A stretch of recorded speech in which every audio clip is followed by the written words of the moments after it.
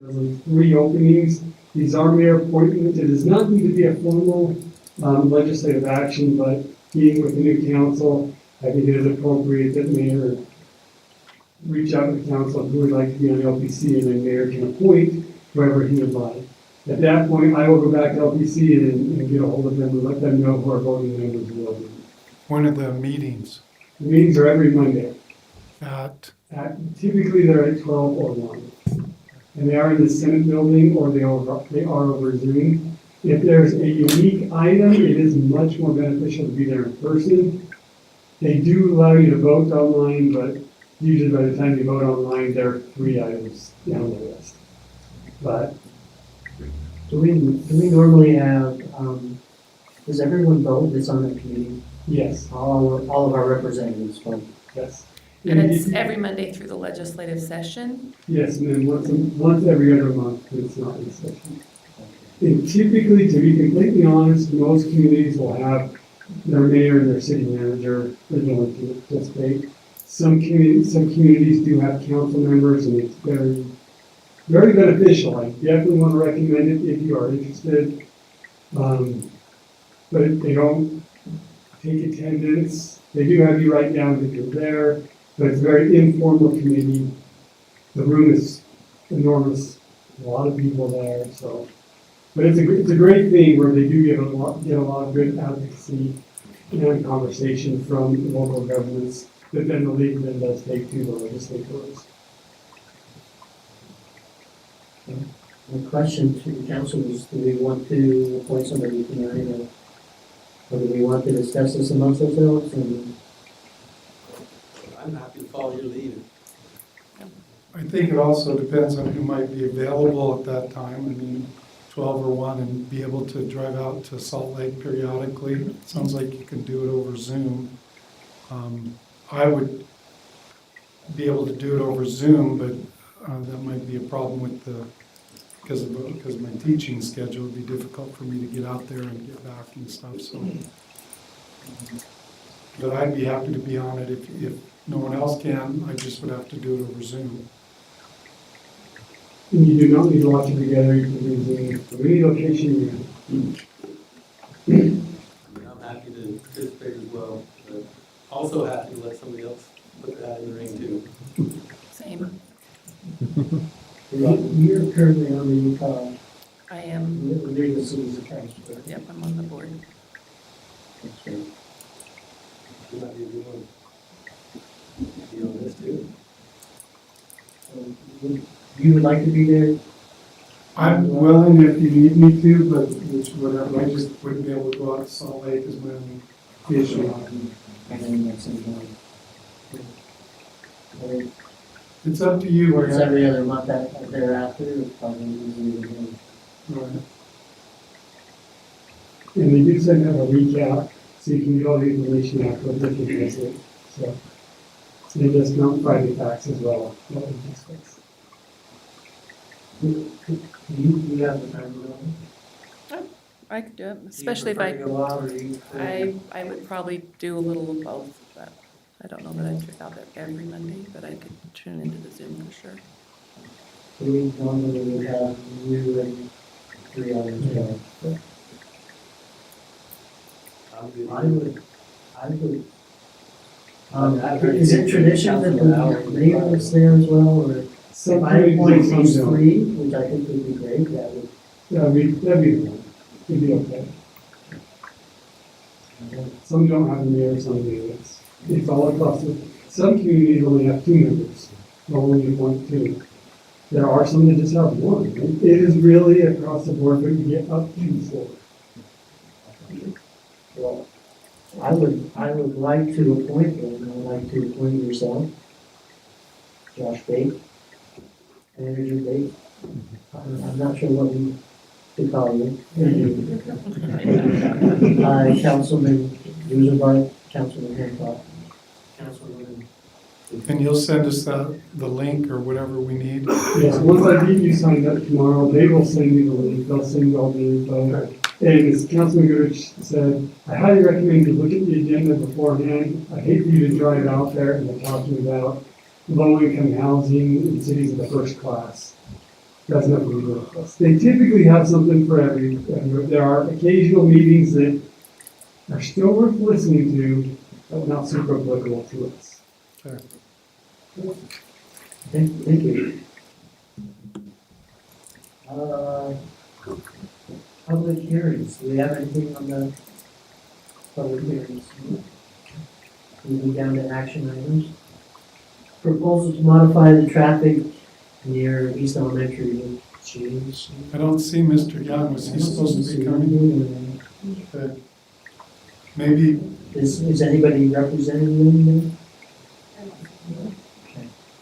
so if he shows up, I would recommend, we talked about if he shows up, otherwise just push it to the next meeting. I have a meeting with him next week, and I'll follow up and check on it, okay? So, I'm not sure if it involves some of the signage around east that they've approached us about in the past, or you've seen districts also potentially looking at a new bus garage to get away from the one over by Kings Peak. And so I'm not sure what it is, so I don't know. It could be totally something different. I just don't have a clue.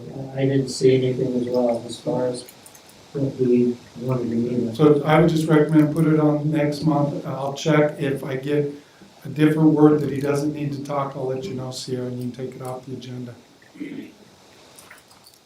Very good. B, 8B, MOU agreement on 1,000 South, right? Or Kirby, sorry. Right? Kirby stepping into that. Under the weather. Well, good evening. Hope you guys have a chance to review this MOU that was in your packet for 1,000 South between you and the city of Ballard. We're just looking tonight to get your guys' approval and signature on this. We did have legal counsel review, and he sees no issues with it, so. I only had one question, Okay. Kirby, I should have asked you earlier when you mentioned it. I think it says 7 of 35 on my document, I don't know what it is. It starts off C, Roosevelt City. In the second paragraph, in the event the cost of construction exceed the grant proceeds and the parties' contributions set forth in paragraph 2, then Ballard and Roosevelt will equally pay any excess cost. The county's not gonna help with Yeah, that? so what it is, Councilman Bismarck, is the special service district is putting 500K. Right, Our contribution is 294K. I knew that. So is Ballard. So that is all they're willing to put in. So if there's any extra, it was between Okay. Roosevelt and Ballard. we don't anticipate that though, No. and we got a big CIB grant for a lot of this, right? Right, yes, it will be, and then Ballard will be actually the project owner, so they'll go out. We got like a little over 3 million, wasn't it? Yes. For the project, so that was my only, just checking, because it didn't say that they would be involved, even though they're helping to pay for part of it at that 500,000, so. Any other questions? We've already discussed this, we got a great CIB loan, I would move we approve it since it's been reviewed by Grant and he supports, so. I'll second that. We have a motion to approve and a second. All in favor? Any opposed? Did you get who made the motions here? Thank you. Thank you. Thanks, Rudy. All right. 8C, movie filming proposal. Art for walking. You are up. Thanks, guys. I don't know if we have the pictures and things like that we have scheduled, but like I said, my name is Bart Blocky. I grew up here in Roosevelt, Parsley Grace here, and so we had 10 state films that we proposed down in Beverly Hills, and I got signed by Gersh Agency. And so out of those 10, I'm looking to film 2 films here in the Uinta Basin. One is out of Chad's Marions. So it requires a lot of things. We're looking at 40 people as standbys.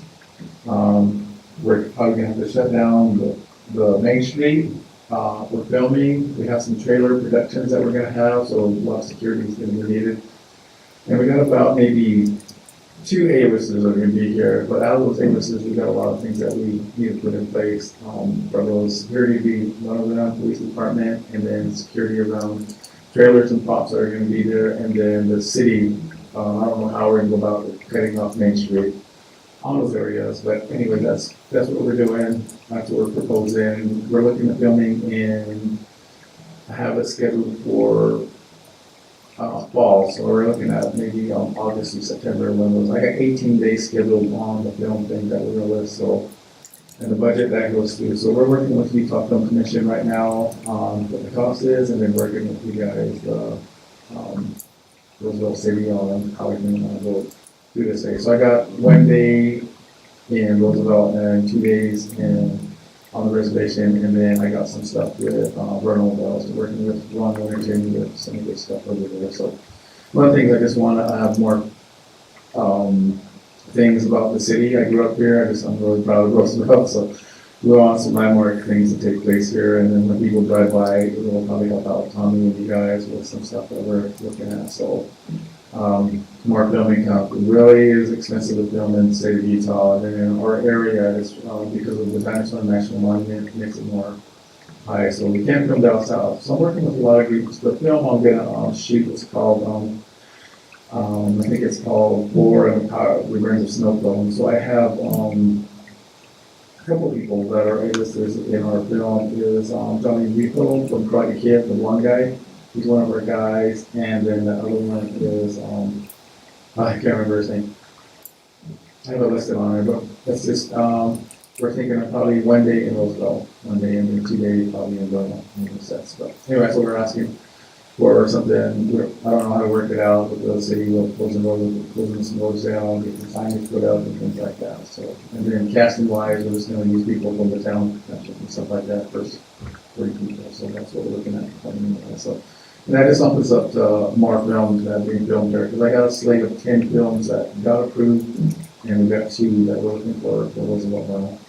So, Bart, a question that I had was, will you be able to give us like enough time in advance, like upwards of a month or sooner? yeah, I'm thinking As far as the dates? Yeah, definitely 3 months. We're looking at like how many exact people will be coming to this area. Thinking like maybe like 80 people will be coming here to Roosevelt, cast and crew and things like that, and production teams, and then probably 15 days here, and then that's when I can have that exact time and date. There's a call time that we're looking at too, what time the movie is gonna film. So we're looking at, it could be 6 in the morning, so we're not looking at anybody till like probably later 8 at night, just so we're not in the way of everything. I guess we'll be working with police on what areas that's where traffic would be better and what time would be better. Because most of the times we have a call at 3 a.m. or like 10 p.m. It just depends on what our call time is for movie sets. So you've thrown a few days out. You said filming in Roosevelt would just be 1 day, so you'd only need traffic and stuff cut off 1 day, or Yeah, would so it be a couple days? Yeah, there'd be 1 day that we're probably listed is there's 1 day filming in Roosevelt. And the time that we're looking at is probably like 4 hours within that 1 day. So depending on the time call, so like 3 a.m., we're looking probably an hour of filming. But we'll have about it's 30 minutes in that area that we're looking at filming, but it'll be 4 hours of filming, just like giving it time to like cuts and retakes and stuff like that. So we're looking at that. And it's filmed on Roosevelt Main Street, but I got one walking in there, and then actually in Marion. So I was talking with Chad on doing stuff with him, and we're having Chad play Alvin, his dad, and stuff like that. Because then they have to cast the grandmother too, because she was in that film when I was little too. So I can't remember her name, but that's who we're looking for, action wise, for those people down there. And I said, tell Chad just to use his people that are there right now. So, and then when you get those people, if they have coffee rolls, if someone gets illicit coffee rolls, we work with the SAG-AFTRA team, and so those people guarantee like royalties and stuff like that come out. So they'll be, if they get a speaking roles, it'll be singing. But we have State of Utah Film Agency. We have to pay for lunch, dinner, and breakfast. That we have them out there, so that we pay the stipend of one. I think it's $142 per person we have. So 40 people that we're looking to come in. So. So that's what we're looking at with those. And I have like, I'll give you like 3 months in advance to when exactly when they're coming out, so. Being on the school district, the only concern I might have is if it's August, school starts, and so we want to make sure we're not interrupting like buses, traffic that way, because that would be, so, and I agree with the mayor having some lead time, like if in May or June to give it, say, hey, we'll be on these days in, let's say, August or September, so we can plan with the chief and stuff on that. Mr. Baker, we've never done anything like this. Are you familiar at all with anything like this? No, we've never done anything like this. I do know that a lot of communities have applications and processes, which we'll definitely look into, and we're excited for the opportunity. Right. Yeah, we want to support it, and we're excited to see how we can help you with it. Yeah. Do they do any stipend to the city? Because we are going to have to That's pull. another thing, yeah. So with Ron, because of the costs in Vernal, because of the actually National Forest and the Dinosaur, we're looking at stipends from Ron's group on that side, and he was gonna give me a stipend amount to help, because there was some costs that we have to have paid in order to get into it. Okay. So, and Dennis McQuaid's the other guy that we have. Oh, yeah. So, yeah, we have some pretty big movie stars there, and that's just one film.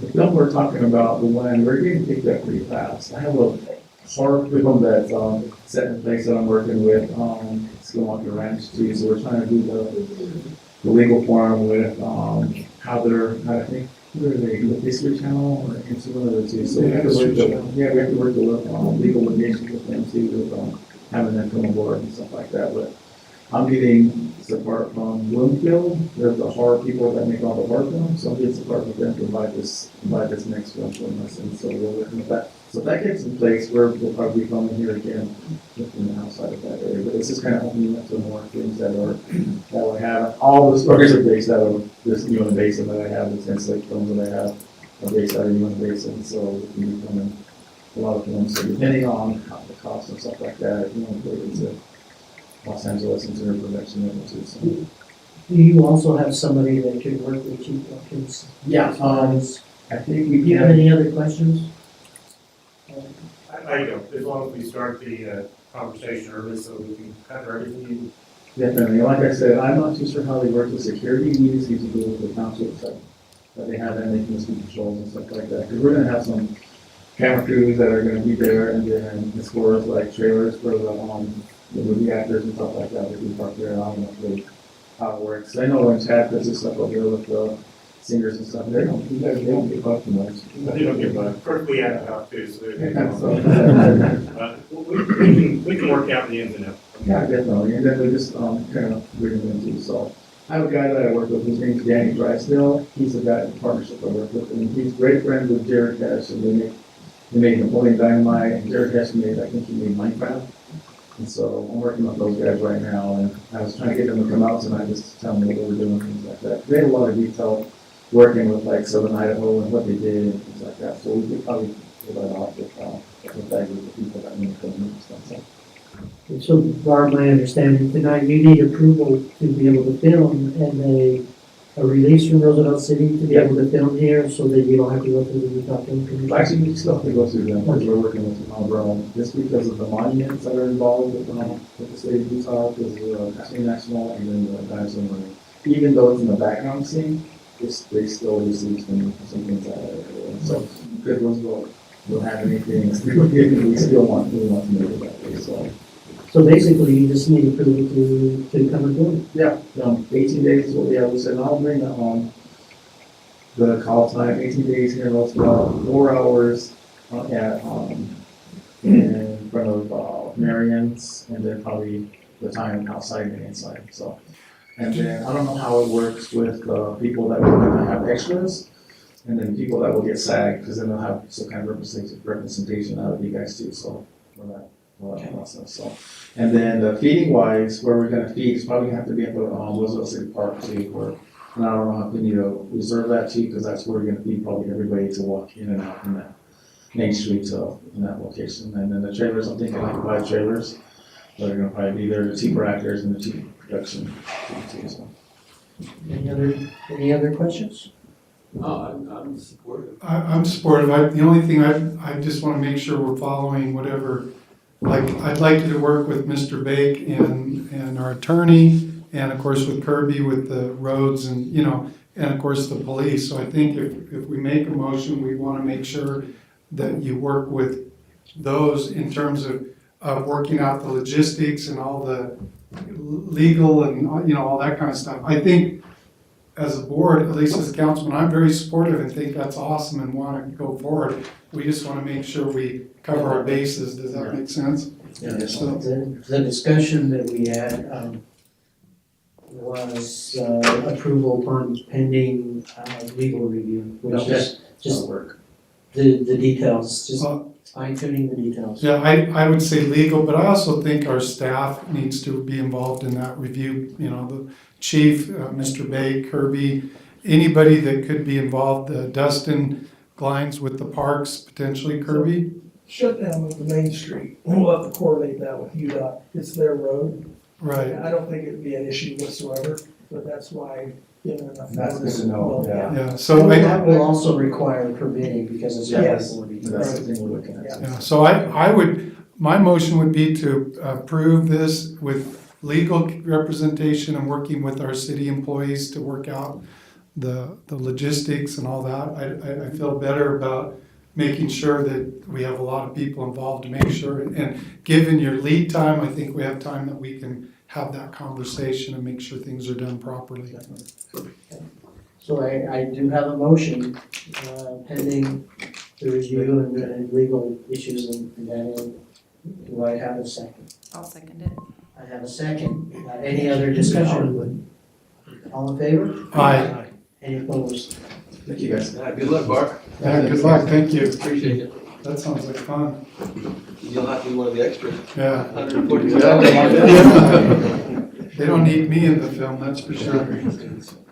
I've been on TV enough, I don't need my 15 minutes of fame. We got plenty of characters around here. Yeah, we do have plenty of characters. Well, it's a crazy story because I walked down and they told me what street it was on, like it's called Monroe Street. So I went there and I was like, what the heck, where am I at, man? I was like, I had to walk across Beverly Hills Hotel, across their park. And I was just like, where's this place at, man? And I walked around a corner and I was on Rodeo Drive. I was like, oh man, okay, it's a little bit too fancy for me. They came and got me and they took me upstairs, and it was so cool because the guy was like, he goes, you have 10 films. Usually I'll approve one. He goes, but I'm approving 10 of these because he was just really excited because I'm all over. So my 10 films, I got one horror in there. I got 2 dramas. I got a comedy. And it's just all over. So he took all of them. And so what's cool about it, I have one, well, let's talk about one. I have one called Gusher, the area I wrote about the town of Gusher. And you know, it's a no man's land back in the day. So I have Kevin Costner's group, the group that made Yellowstone and what's the Landman. So his group is looking at buying that film that's set right now to Gusher and owning. So we're doing a negotiation right now. We're talking of that one. So we might have another film out in that. You went to township, so Good luck. yeah, and then that's just another one. I'm working with AMC on another film called it's an apocalyptic film, but AMC is really interested in that because they're trying to tie it off with Walking Dead on that part too. So So is there's it on the res, like, it's on the res? so it's a Tribal movie. zombies?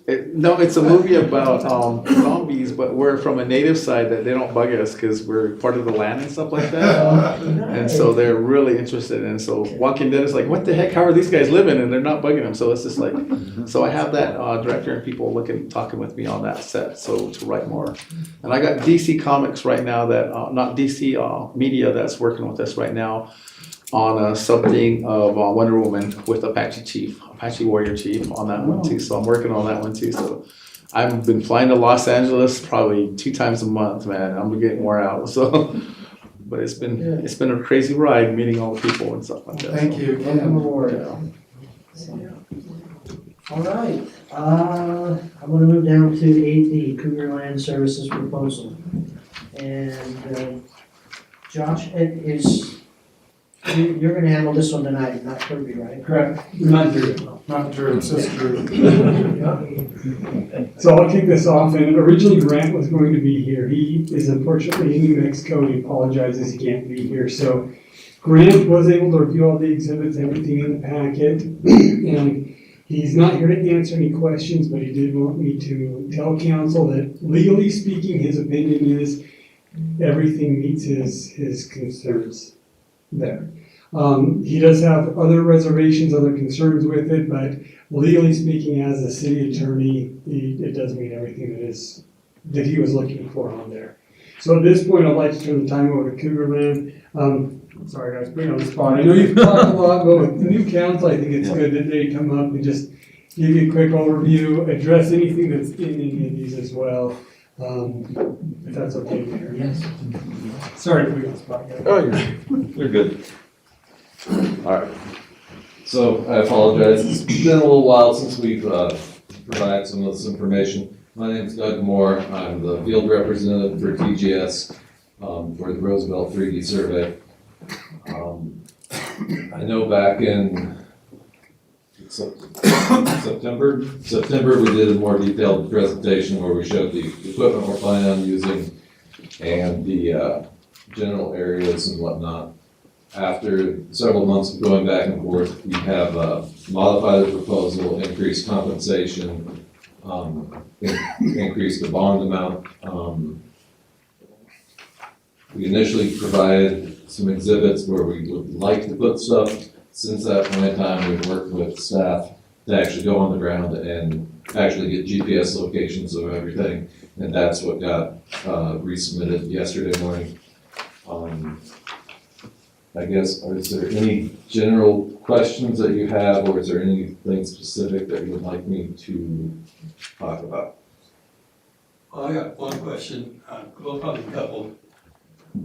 But we'll start with this one. I appreciate Grant doing the review, and we do know that there's a 5-year bond.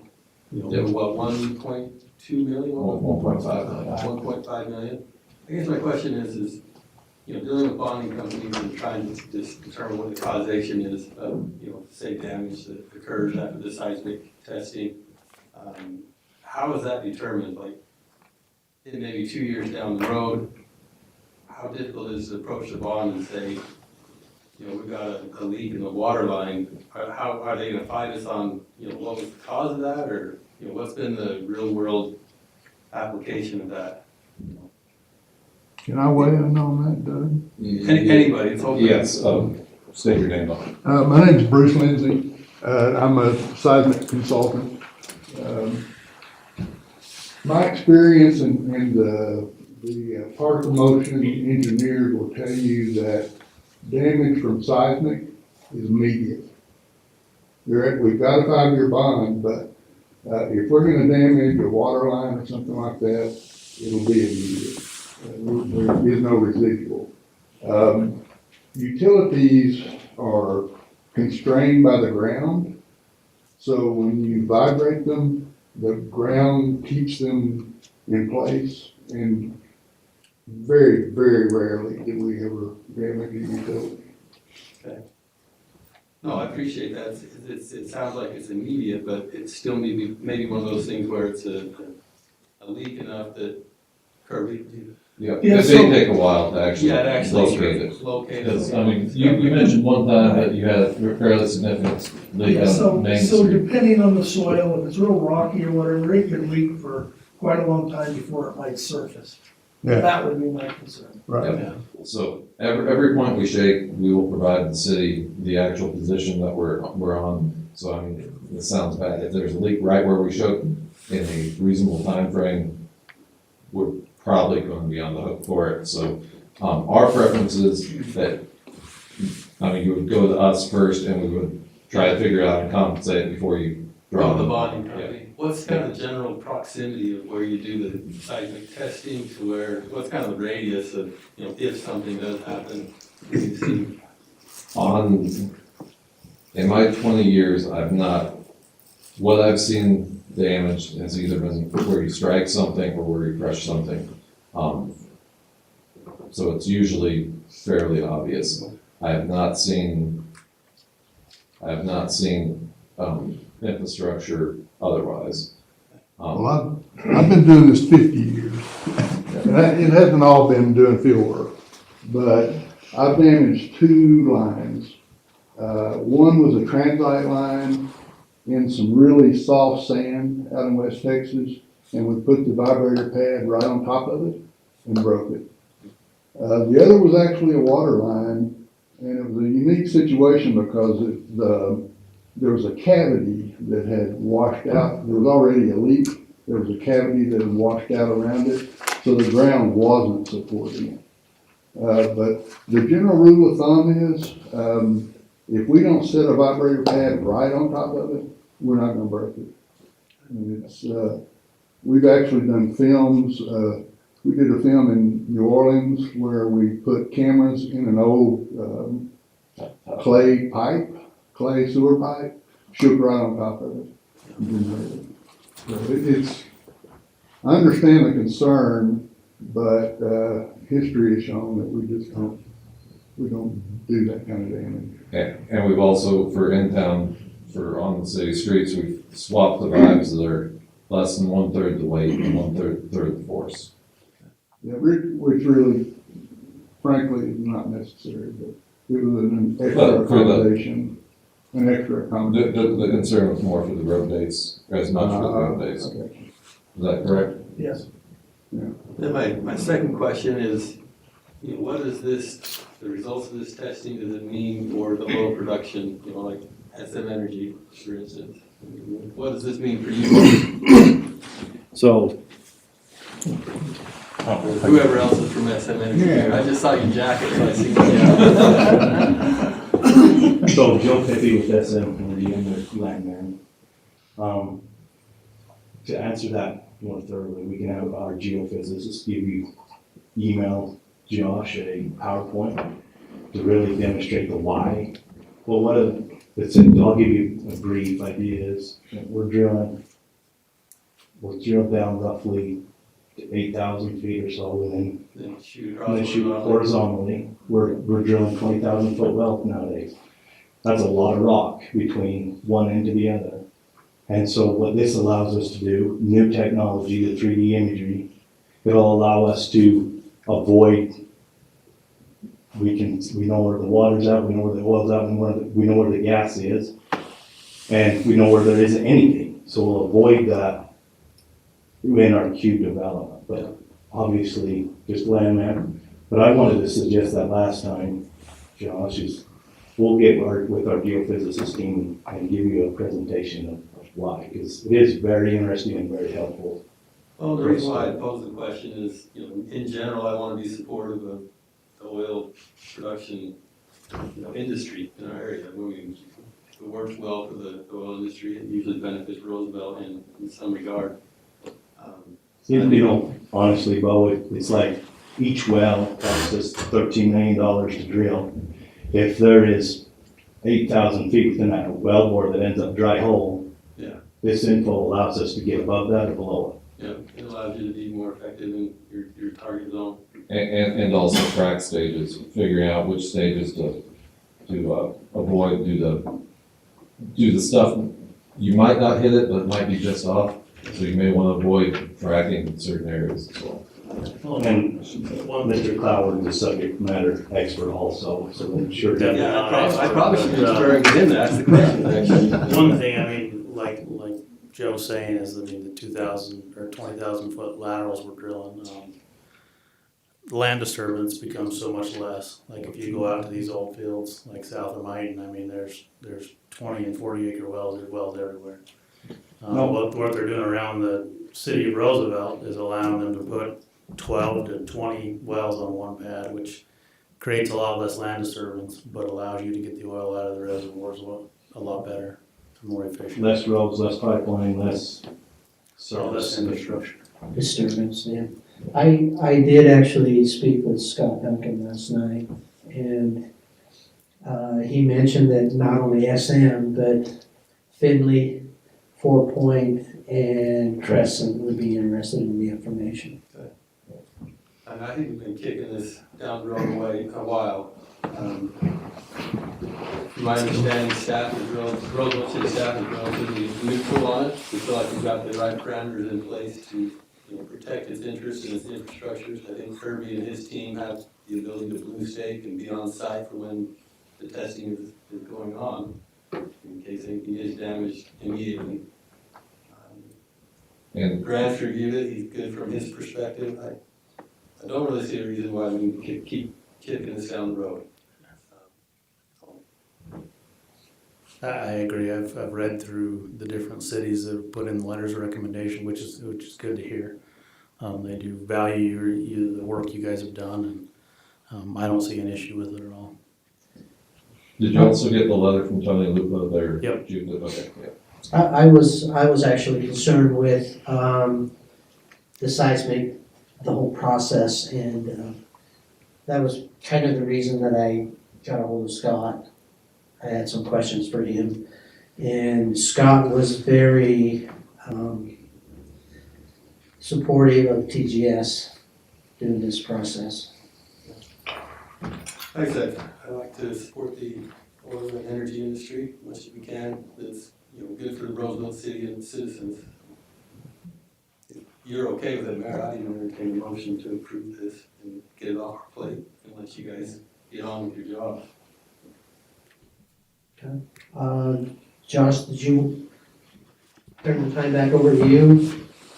Any additional from the city as far as? The only thing I want to address is Bo's comment where the city staff, I should say, is neutral. That does not mean that we're against it by any means. Doesn't mean we're for it. We had some concerns at the beginning.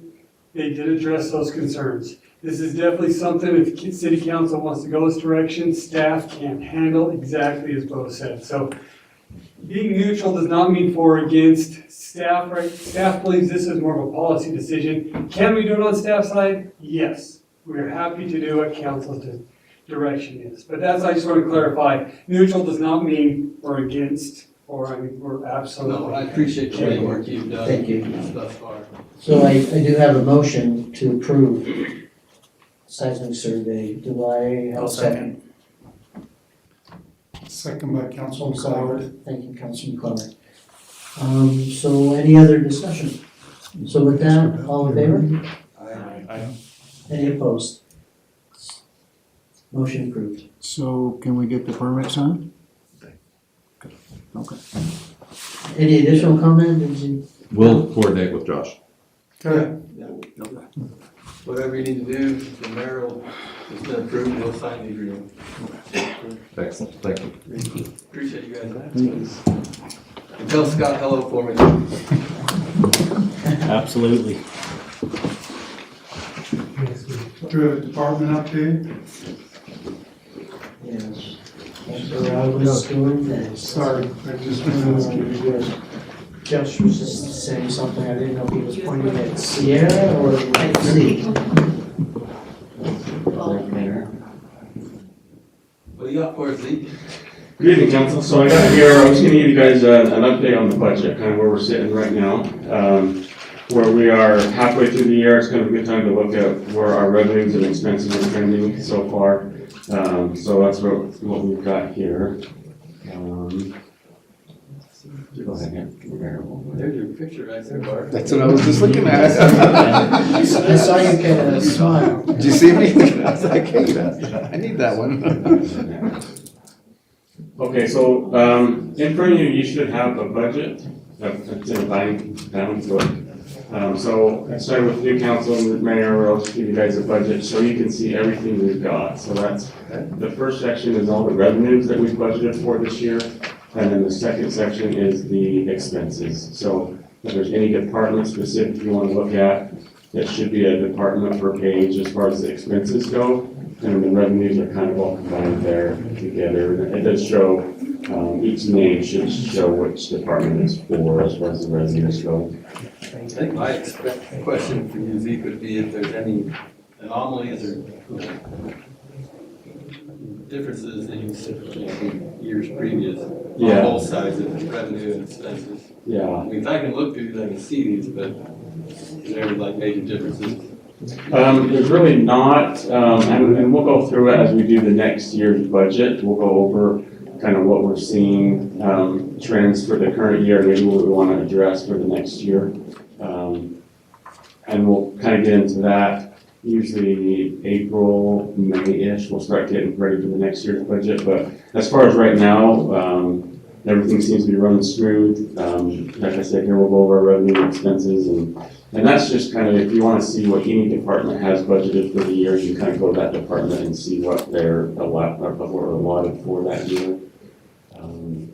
And we do have this digitally, obviously, so if you're trying to find something, you're having issues, come talk to me, we can look it up.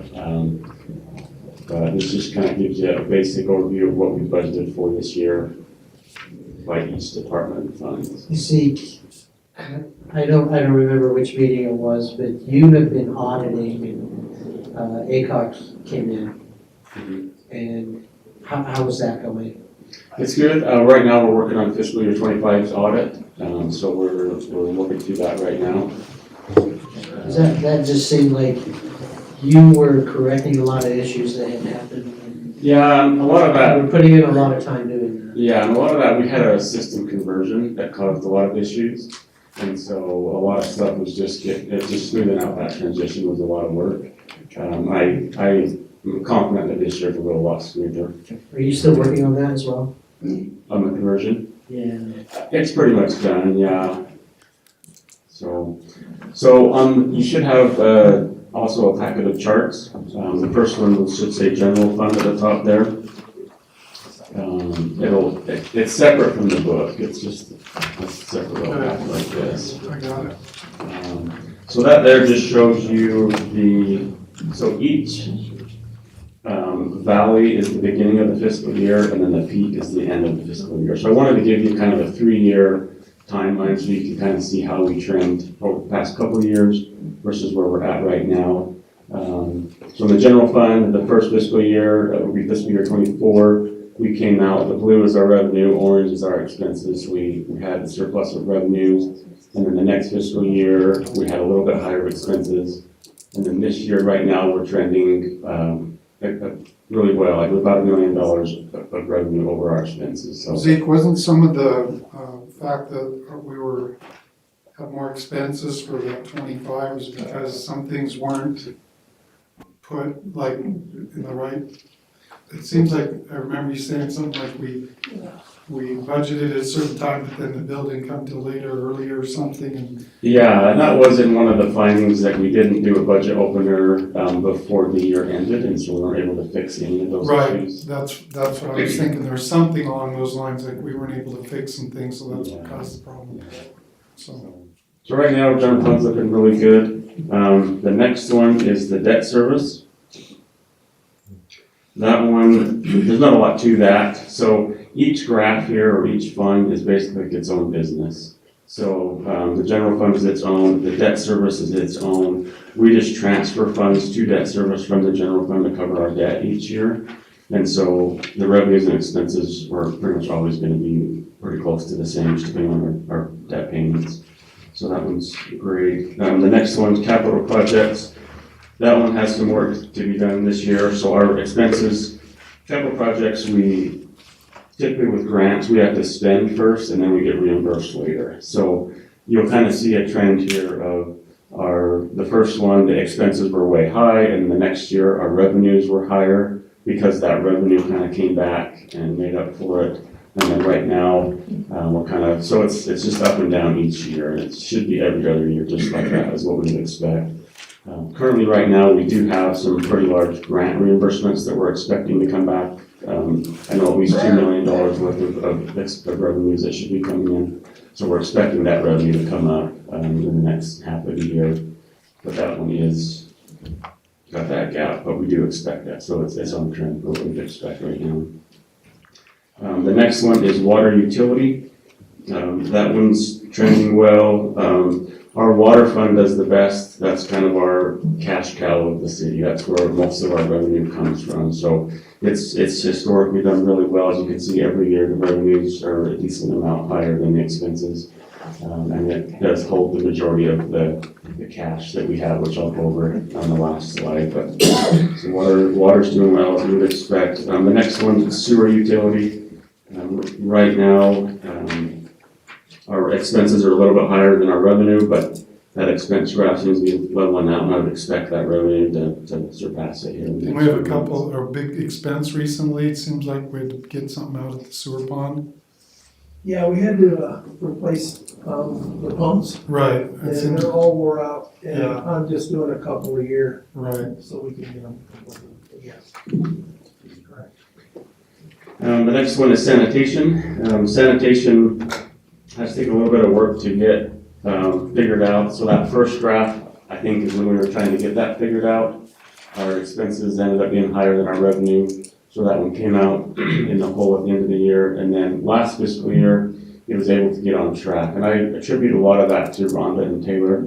They did a lot of work in getting that set up. And Taylor manages that revenue stream and the billing. And that's really gotten figured out and is pretty smooth running right now. So last fiscal year, our revenues came out a little higher than our expenses, and then this year, we're trending that same, and it's steady. That first one, it's kind of up and down, both revenue and expenses, and I think it shows on that graph that we're getting that figured out, and it's headed in a good spot right now.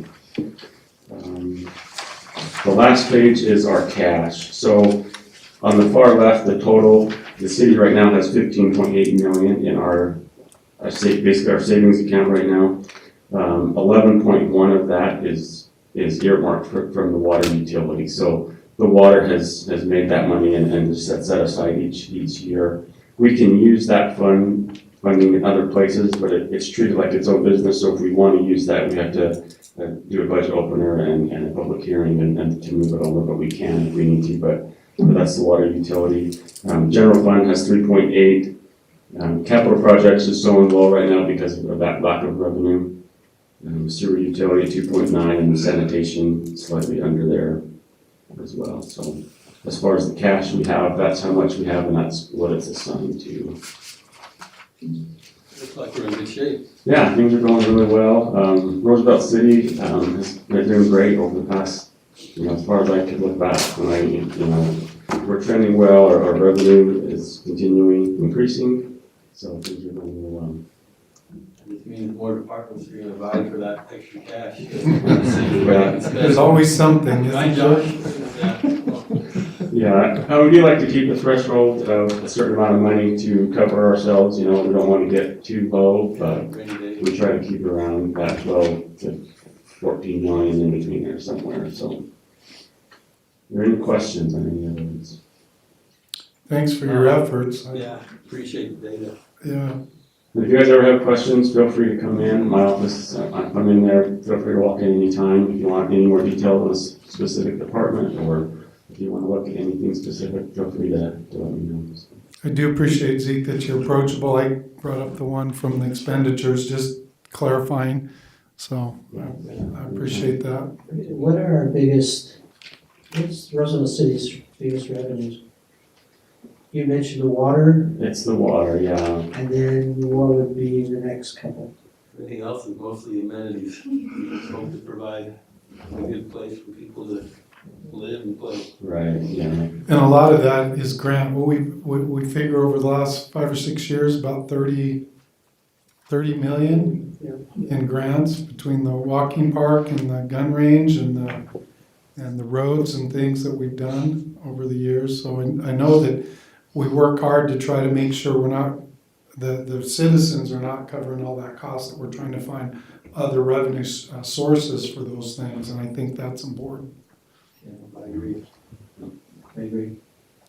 All right, any other questions? Okay, we'll let you off the hook. Yeah, thank you. Any other department updates? All right, expenditure approval and financial review. Mayor, I looked those over, I move we approve. Okay, I'll second it. I have a motion to approve and a second. Any other discussion?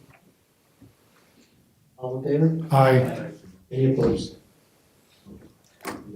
Review approved. All right, city manager report. Thank you, Mr. Mayor. Just one item here. We do have a new mayor in town, besides Mayor Olson. I'm happy to report that we do have a youth city council now in Roosevelt. There's 4 members, 1 mayor and 3 council members.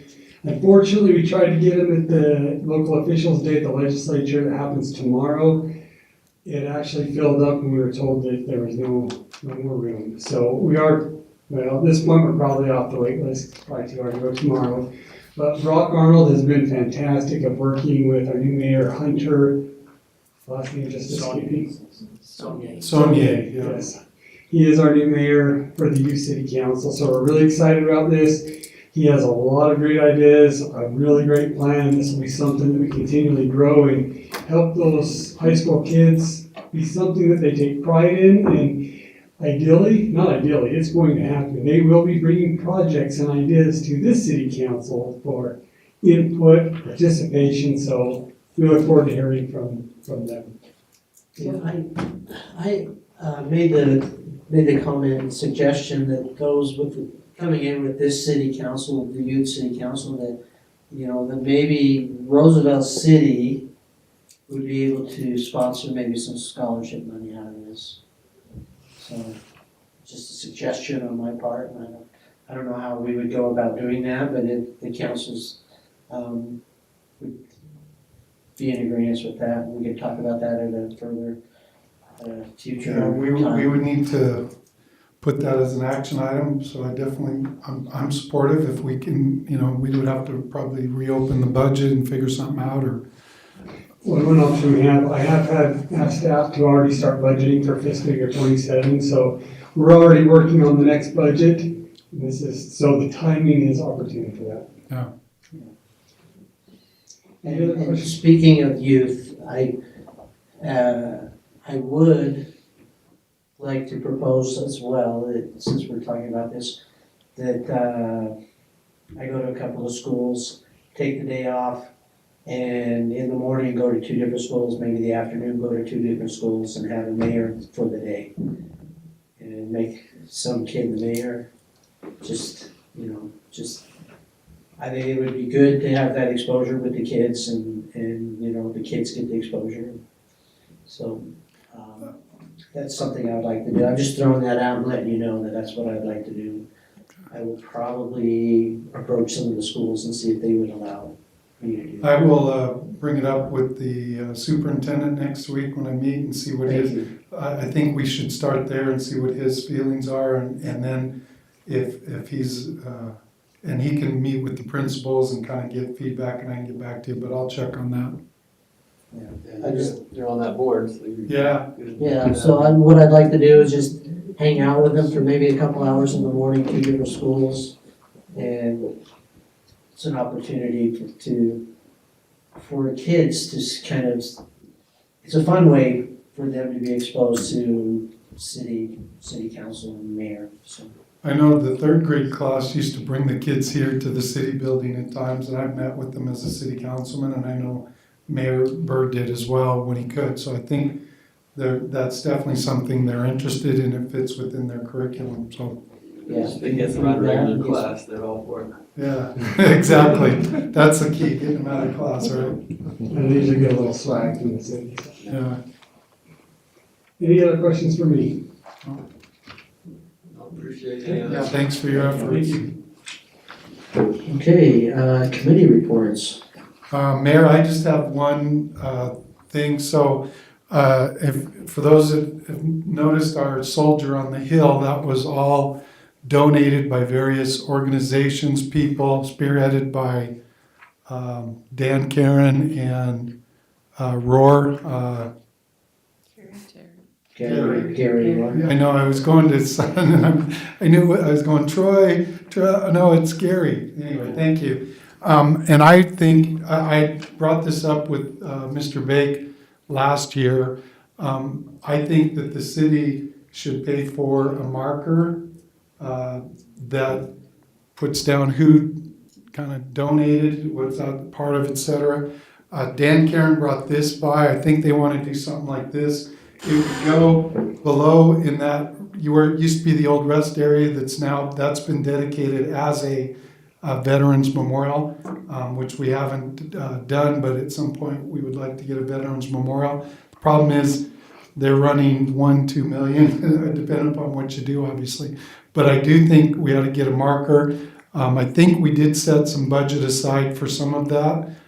If maybe Mr. Bate could check, and then obviously the council, we would need to approve. So what I'd like to do is go back to Dan, get maybe a little more of a design of what their thoughts are. But basically, it would be a metal marker, maybe connected to stone in that area that would, just kind of say a little bit about it, and then who donated, et cetera. But I think the city should pay for it. I can't remember numbers, but I would bet 5,000 to 10,000 is what I'm guessing, depending upon what we do. I don't know what was budgeted, so I think Mr. Bake would have to check into that. Does that memorial have a name? Fallen soldier, something, I don't know, that's a good question. I think that's, Dan and Gary have a name, I just don't remember off the top of my head. Molly and Gary and Gary. Yeah, Gary and Dan really spearheaded and got the work done. You may have seen the little ones that are modeled after it. There's one in Ryan's office. I bought one and have it at my house. I know there's several people that have bought those just to help some of the cost with that. So they had a lot of donations, et cetera. But I think as a city, because of their efforts and all the donated labor, we ought to put a marker up there. And I know, I think we could get it done, budgeted from the city. If not, the council does have a little bit of discretionary, and I would recommend we use some of that, depending upon the cost. So anyway, I just wanted to bring that up, but it would be pretty heavy duty, as you can see here. And he knows that I think his son or somebody does the metal work. I can't remember who it was, but I think it was his son. So we do have some money budgeted for that. Ryan's been working on the other projects that we've completed on those donor signs. We have one at the nature park, but after we got that one done, we were looking at trying to make it more uniform. Right, and they would like to do that somewhat as well to kind of match the city. They just have, this is what I was brought today, and I didn't find out till I got here, and I was hoping for more of kind of a rough drawing, some sort of either sketch or digital thing, and I can work with them on that. But I just want to make you aware that I think as a city, we ought to put something up, because I appreciate their effort and all the donation of time and money and effort to get that up. And I think it looks awesome up on the hill, so. I totally agree with that, and I fully support it. I think, I just don't think we do enough for our veterans, so that's another way, just a small gesture of showing our appreciation and the sacrifice of our veterans. Thank you. Yeah. That's all I have. So, question is, how do we go about doing this? Is this an action item that we will need to take care of in the next meeting, or we can move forward with it? Ryan's been working on it. I'll have him come report to council what progress he's made, give input, and see where we go. Yeah, I think the only thing really is if there's any concern on the design or anything to council. Funding wise, like I said, I think it's already been budgeted. We would just see it as an expenditure. If it went over what was budgeted, then yes, it would have to come to us to maybe approve some extra money, which could require opening the budget or just using council discretionary fund, which I don't think we've used it yet this year. So that would be my recommendation, is to go there first. So I also was wondering if you could follow up with the trash day, the cleanup date. I think we need to get that going. I know the Interfaith Council would like to start talking about that and organizing. I know they've got a big Easter thing. Maybe Audrey can talk, or Councilwoman Goodrich can talk about that. But I know they got a big Easter thing in March at the nature park. But I know usually cleanups in April, and sometimes we don't get onto it till it's like right on top of us. So if we can get that kind of put down, figure out the date, and then start advertising and planning. And then Interfaith can help with some of the cleanup in the city. I know them and the Thompson House of Hope, they do a great job of coming out and helping with city cleanup. We also had to mention the chief's going to Washington DC Sunday. He will be reporting to committee, to the Senate. Senate committee, yeah. So that's pretty exciting. Did you just find that out today?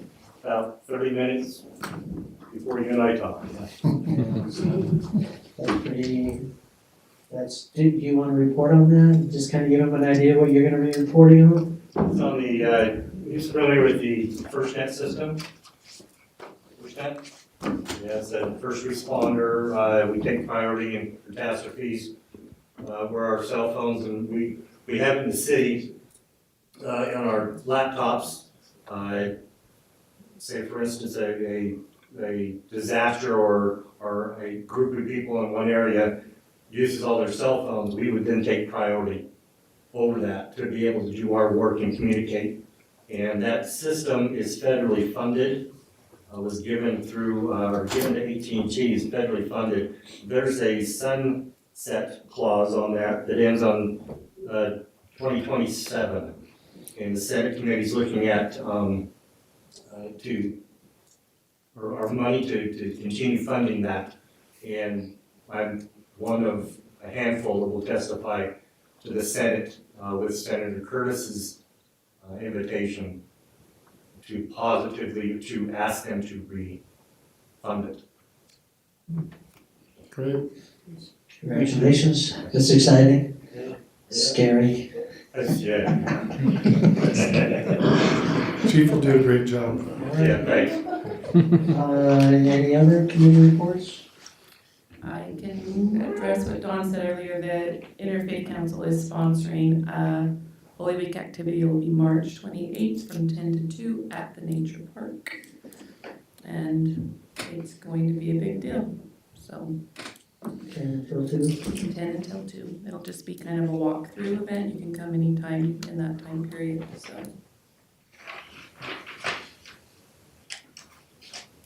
Any way that staff could remind us of that date or calendar invite?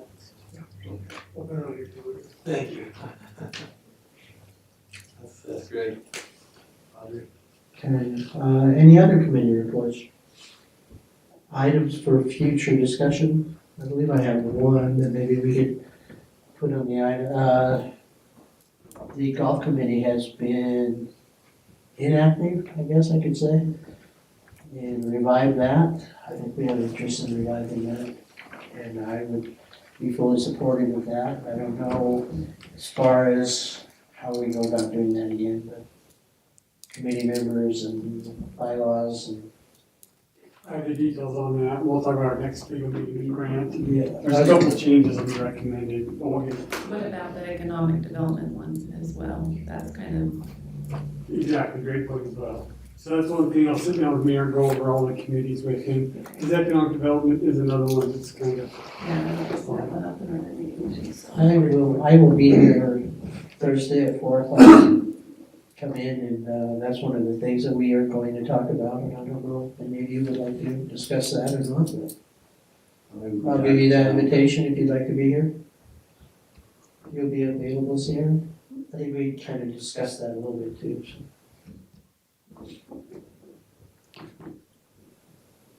I would just make sure we don't have, that we don't have a quorum is the point. You can't have a quorum at that meeting unless it's a scheduled open meeting. So 1 or 2 are fine, but not everyone. And I won't be able to attend. I have class that night, so that afternoon. And some meetings before, so. Thank you. I do have one other item for future discussion. It's not really future discussion. Next Wednesday at 4 o'clock, we are doing a appreciation celebration. We haven't officially titled it, surprise everyone, I'll get here in a minute, for the outgoing mayor and 2 council members. All 3 of them term limited out, so we want to do a appreciation celebration for them. And out Mayor Bird is, well, J.R. Bird is back in town. But we definitely want to make sure council, your families are invited. We will get you invites as well. It just got confirmed An hour and a half. I have a conference Tuesday, Wednesday. I'll try to get back, but I probably won't make it. Good riddance appreciation. Okay. No, I do thank them for their service. I'm getting an idea of what they went through, so I do appreciate that. Any other items for future discussion? Do we have a need for, oh, sorry, go ahead. Yeah, just, you talked a little bit about doing like a work session at breakup. Is that still something that you want to pursue? Yes, that is something I want to discuss. I want to meet with each council member. I've talked with a handful of you, and then we'll have a proposal on getting to do a true work session once a month so we can have a more roundtable type discussion. Okay, Yes. good, thank you. So if you haven't heard from me yet, don't worry. He's doing it now, I haven't, so I will get with you. We were, oh, by the way, we were extended an invitation to visit the Thompson House of Hope, if anyone would like to go. They suggested that if we want to come and do a tour of Thompson House of Hope at 7 a.m. in the morning when they have like, I think it was meditation hour. Meditation session, I think. I'll throw that out there as well, if anyone else is interested. Okay. Do we have a need for a closed session? I would move we adjourn then, Mayor. Okay, I have a motion to adjourn. I'll second. It's second by Bo, and all in favor? Aye. Meeting adjourned. Thank you. That's a wrap.